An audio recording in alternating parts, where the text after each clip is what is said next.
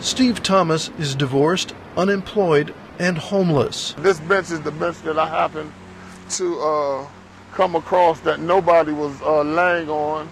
So I put my bags under this bench and I laid right here. And this was my home right here for about a year.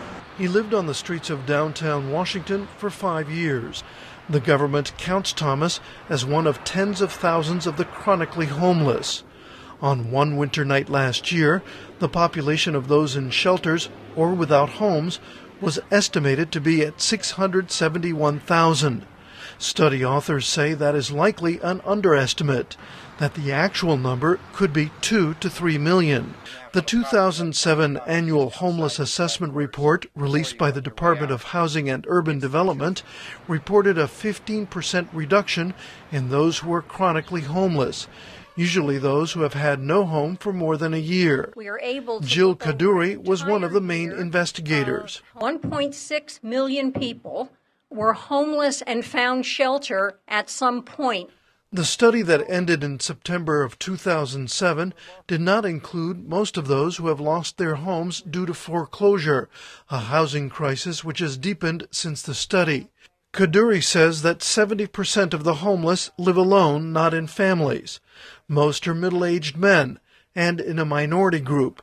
And she says most are found in cities. One of the most striking things about homelessness in America it is very much an urban phenomenon.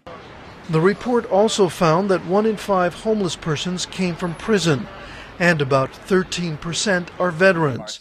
Study co-author Dennis Culhane from the University of Pennsylvania says many struggle with other problems. About 28% of the homeless population has a severe mental illness.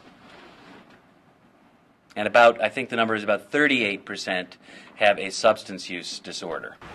Steve Thomas is one of those. He says his addiction started when he was a teenager. I became homeless basically because of my drug use. I was addicted to